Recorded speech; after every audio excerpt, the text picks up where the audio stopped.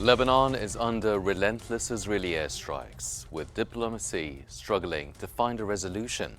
U.S. envoy Amos Hochstein suggests that UN Resolution 1701 may no longer be enough, leaving Lebanon's future uncertain. Meanwhile, in the U.S. election, Kamala Harris and Donald Trump compete for the presidency in a race that could redefine global alliances and security. Stay with us as we unpack these critical issues. I'm Henny Saif. Let's get in focus.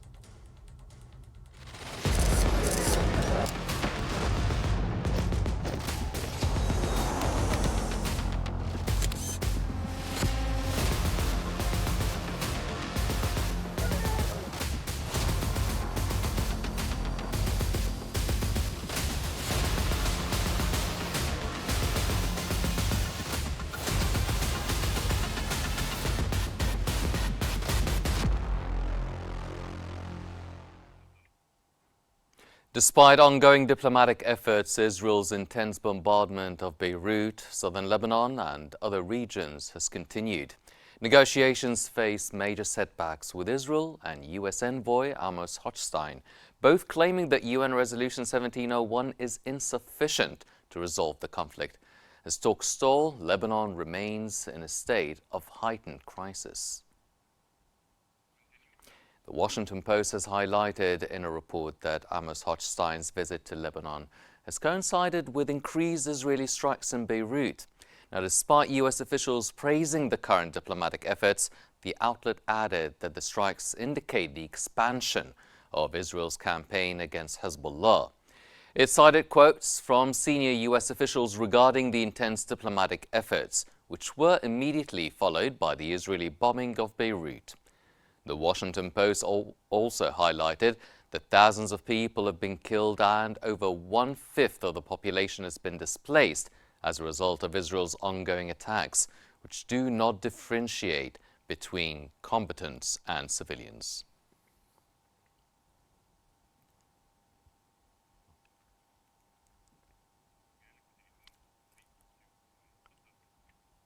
And joining us now from Beirut for further analysis is Mr. Faris Bouizer, the former Lebanese foreign minister. Ms. Bouizer, thank you very much for joining us now while the U.S. Special Envoy to Lebanon, Amos Hochstein, is in Beirut, working to reach a formula that ends the conflict. Israel continues its military escalation. So what results do you expect from international diplomatic efforts in Lebanon? You know, even if we don't want to dream, we know that it's very difficult to make any pressure on Netanyahu. I think that there is no other choice than the intermediary mission of Hochstein, of the Americans. The Americans are at least the only power which can do something in this field. And so, even if the visit of Mr. Hochstein yesterday wasn't bringing anything new, but at least Hochstein came to listen to the Lebanese first, to listen to the Lebanese authorities, and to see on which basis he can start. And I think that it will be followed by listening to the Israelis to see also what are the common points which can be in the middle and which can consist into a basis for any solution. Sir, to what extent is the worsening humanitarian catastrophe due to the ongoing Israeli aggression impacting efforts to actually end the conflict? In fact, I think that Netanyahu is trying to use the humanitarian situation as a card in his political goals. I think that, first of all, there are nearly 1,400,000 people which are displaced from the south, and from the southern suburb of Beirut. And so it's a very huge, we are talking here about nearly 30% of the Lebanese population. Second, he is continuing to bombard, to shell all villages in the south in order not to let anybody return back in an acceptable time. Okay, he is using phosphorus bombs, and we know that phosphorus bombs are bombs which are going to spoil the water, to spoil the land, which will not be no more able for agriculture, and these bombs are going to impeach the population to return back into an acceptable time basis. Mm-hmm. So it is clear that Netanyahu wants to make pressure through that on Lebanon in order to obtain from Lebanon a kind of treaty which will constitute into an Israeli superiority or supremacy in the land and in the air. Mm-hmm. So we don't know exactly to where he is going to go, but I think that Netanyahu is trying to go as deep as he can. If he can reach Beirut or the doors of Beirut, he will go to this point, and if there is no resistance against him, which will make him pay a high price for that, he will go as he can. Okay. So this is the first point.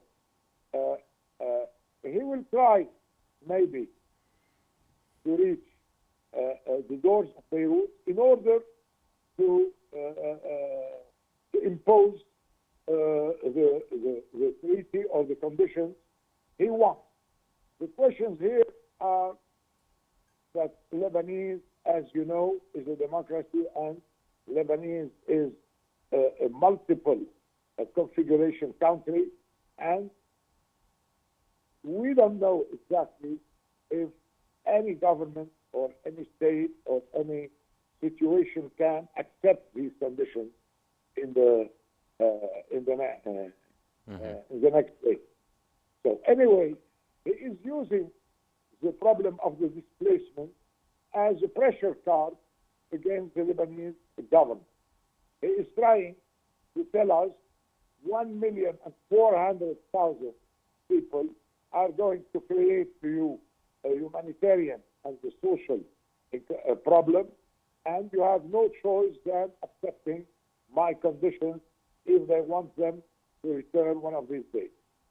And so this is the situation.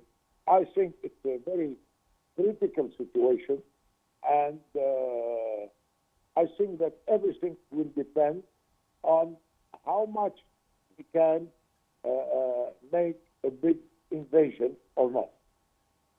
Your Excellency, now, Hochstein stated that Resolution 1701 is not enough. Now, what does he actually mean by this? How might the Lebanese state mediators respond to such a statement? Look, the official position of Lebanon is still now the full implementation of the 1701.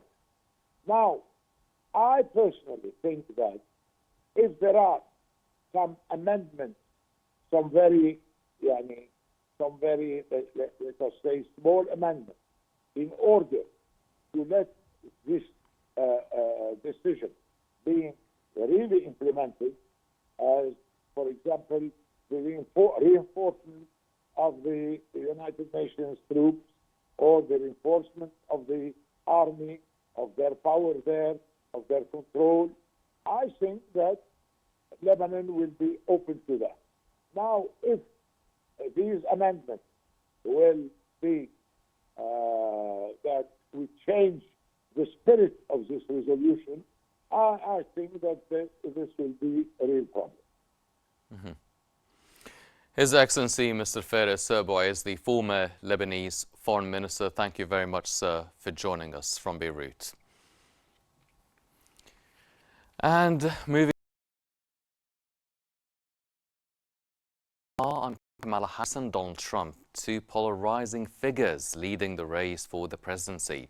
Both candidates bring distinct visions for America's future, and the global implications of their policies could shift international relations dramatically. Tonight on In Focus, we dive deep into the crucial election, exploring how either candidate's victory could affect not only the US, but also Europe and the wider international order.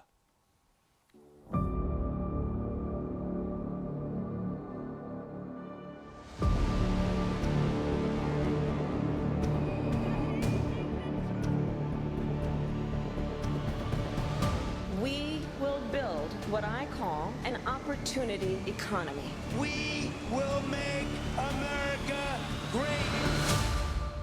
We're ready to fight for it. As one people, we are moving forward. We will make America safe again. In a Guardian article published today, what does Elon Musk want? Musk's growing political influence in the 2024 US election is under scrutiny.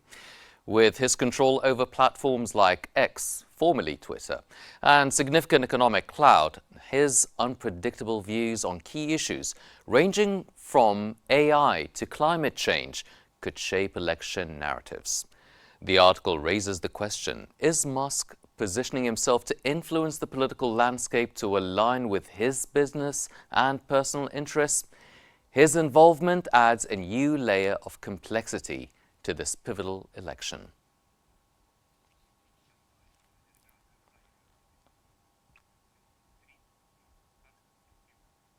And joining us now to provide their analysis are Dr. Kamila Romanovska, a professor of European Union Law and Security Studies and an expert on the EU, NATO and UN affairs, and also Mr. Ron Aledo, a former senior analyst with the CIA and DIA from Washington. Thank you very much for joining us. We'll start off first with Dr. Romanovska. As we observe this election from a European perspective, what are the major concerns or hopes that the EU has regarding a potential victory by either Harris or Trump? Well, let's start with this. But EU, let's say, is strongly hoping that there will be a female who will this time be a prime president of the United States.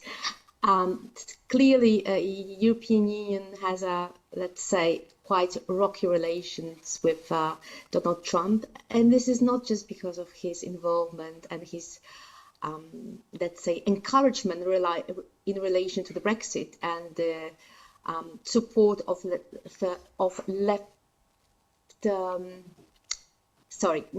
right-wing policies and political parties in Europe, especially when we can see with his friends and colleagues, ranging from Nigel Farage to Prime Minister of the Hungary, Viktor Orban.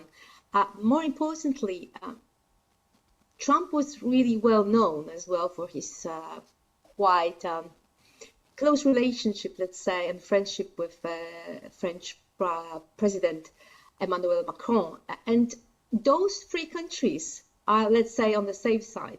But unfortunately for them, or maybe for whole Europe and the US as well, this is not the case when it comes to the other European countries and the European Commission itself.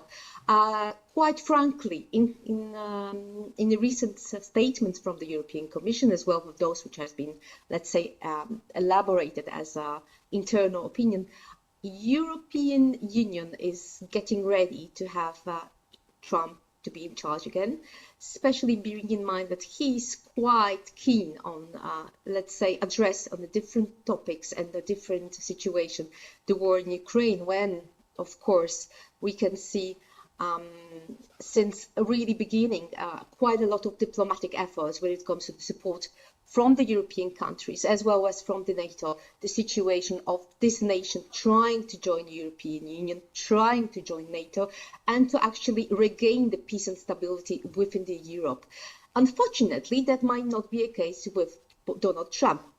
but of course, we still have to take into account that he was actually the one who managed to convince quite a lot of hesitant countries to pour more money into the defense and security, especially in the context of GDP product, an amount that all the countries were supposed to give to the NATO commitments to build their own, let's say, operational and defense readiness. And in this context, we can see that actually Trump was a great friend of ours, let's say, because due to that, actually the situation with our development of indeed European defense and security, as well as PESCO cooperation.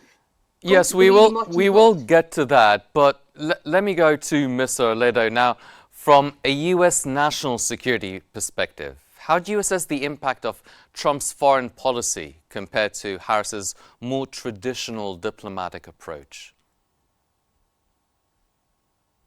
Yes, we need to understand that Trump comes from represents the alt-right, a paleoconservative vision on geopolitics, in the line of Senator Rand Paul, in the line of former advisor Pat Buchanan, in the line of former Representative Tulsi Gabbard, Tucker Carlson, etc. So his paleoconservative vision on geopolitics is very different from the mainstream neocon globalist vision in geopolitics. He wants to finish and end the war in Ukraine as soon as possible. He wants to end what is called Project Ukraine, cut the funds. I mean, right now it's over $150 billion that the United States have given in one way or form to the Ukrainian government, the Zelensky government. He wants to cut that money. He wants to force a negotiation as soon as possible. He understands that this war goes on. It only has the potential of escalation, but that in any moment things can get out of hand, that in any moment Russia can answer, or if we see that it's losing or is in a desperate situation, Russia can use a small tactical nuclear weapons on the battlefield. If they see Crimea under threat, if they see their new provinces under threat, etc. So Trump don't want this war to continue. He sees a real risk of escalation that might end up in any moment in a bigger war, in an European or world war with Russia, who has more than 6,000 nuclear weapons, contrary to Iraq, contrary to Libya, contrary to Serbia. This notion that the United States is almighty and can just run over all their enemies was true on those countries, little countries that didn't have nuclear weapons, like Iraq, like Libya, like Serbia, etc., like Panama '89. But Russia is a very different country, a superpower nuclear country with over 6,000 weapons. So Trump understands that, and he sees that the neocon and confrontation position with Russia only leads to a possible escalation that might end up in a tragedy, in a World War III. He also understands that China, that he needs to do deal with China. He already have said many times that he has a hands-off approach on Taiwan, on the issue between Taiwan and China, that he doesn't support active involvement of the United States into the defense of Taiwan. If a military conflict happens with China, that's very, very contrary to the normal mainstream globalist neocon position, the position that Biden have stated many times during the last years, and that most likely Kamala Harris will follow. So he have a more isolationist position about the United States policies, and he wants to de-escalate, and he wants to end the war as soon as possible. That's the main difference between him and Kamala Harris. Yes, well, talking of Trump, Dr. Romanovska, you've mentioned NATO. Now, given Trump's previous criticism of NATO, do you think a second Trump term could weaken the alliance, or do you see opportunities for the EU to take more control over its defense strategies? Well, first of all, regardless if Trump or Ms. Harris will win, this is already happening. EU is really trying their best to regain control over its defense and security industry. They are doing quite a lot of effort when it comes to the innovation, when it comes to as well to the creation of their own military industry within the European Union, which comes as well quite handy when we can see let's say a bit more tense economic ties between European Union and Taiwan and China. It's all as well related to Taiwan, but more importantly, it's related to the semiconductors and the fact that European Union finally, after quite many years of depending on Chinese production, is finally getting hands-on to their own development within the European soil. What will happen? Let's go back to the question. What will happen if NATO will be again having a pleasure to see Trump? Well, in my opinion, first of all, we will be able to see that EU will even be more radical in their efforts to be more independent in the military and defense context. But at the same time, I really doubt that actually Trump will withdraw from NATO, because he, from my perspective and from my observance, this is something he truly enjoys, being the one who actually says everything to everyone and being a bossy one as well in that context of this, let's say, having quite strong involvement and quite strong influence of the European policy and European foreign affairs. At the same time, he was the one who was the person and the great eminence behind the whole defensive efforts of the whole Europe. But bearing in mind that still European countries as well as United States are the parties of OSCE, which is Organization for Security and Cooperation in Europe, we can actually see that in this context, Trump not only was strengthened the cooperation, not only was strengthened the capability, readiness to defend European countries. If there will be a small glitch, but in my opinion, in certain point it will be, especially bearing in mind quite strong involvement of Trump when it comes to the Israel, for instance, or the situation and relation in Gulf countries, which he really prioritized. The situation of Ukraine will come, let's say, less demanding, because it will be most likely and mostly EU who will be again the great donor and the supporter of those countries which are in development and transition. And I believe that this particular issue will be, let's say, handover from NATO to the European Union. But I would like to highlight one very important thing, that one of the Trump's let's say, and I truly believe that he will ask him as his own victory, will be the creation of NATO Innovation and Defense Fund, which really leads as per example. But at the same time, one of the reasons he might say that this is absolutely unreasonable, as my previous speaker said, to get involved with Ukraine, will be as well highlighting the fact that it's Biden who left quite a lot of weapons in Afghanistan when he withdrawn out of nowhere, out of blue even. Then let's move to, let's move to Mr. Ledo now. Sir, considering your background with the CIA and DIA, what are the national security risks of either candidate winning in 2024? How could this election influence the US relations, namely with China and Russia to start with?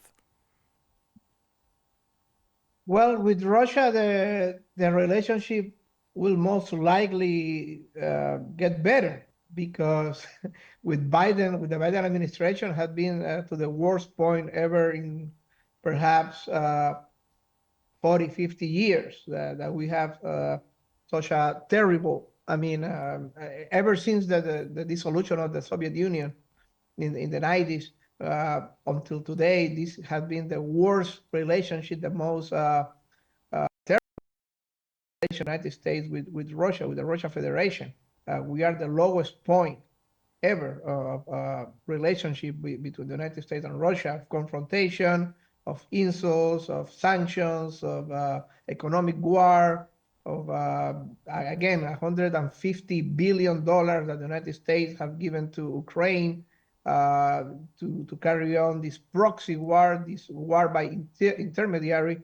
So only is going to improve for sure with Trump. Trump already said that he has a good relationship with Putin, that he wants to negotiate with Putin, that he wants to force Zelensky and Putin into the negotiation table.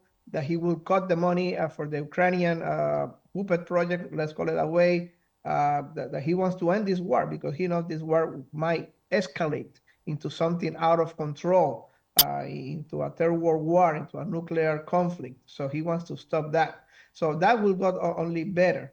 With China, it's a dual. If Trump wins the election, it has two directions.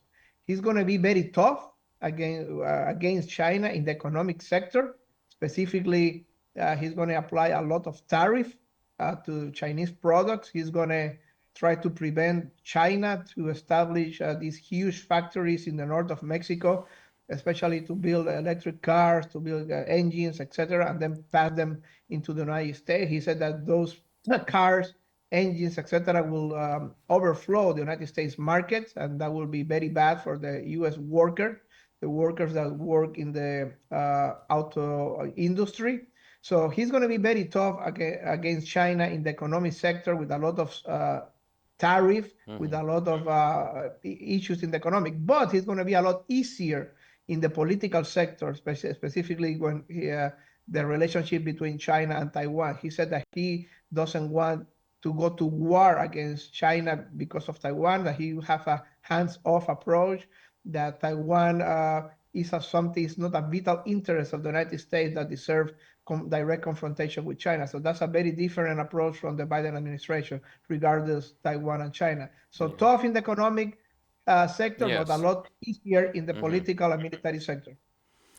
Dr. Kamila Romanowska and Mr. Ronald Aledo, thank you very much for your insightful analysis and getting us in focus on what is shaping up to be one of the most consequential U.S. elections in recent memory. Thank you for joining us. The stakes are high, not just for the U.S., but for its global alliances, including with Europe and NATO. And we'll continue to follow on how this race is evolving and the potential impact it may have on international stability. Unfortunately, that's all the time we have for this episode of In Focus, but please stay updated by following Q News on YouTube, Facebook, X, Instagram and TikTok at QNewsEG for the latest developments. I'm Henny Saif. Thank you for joining us.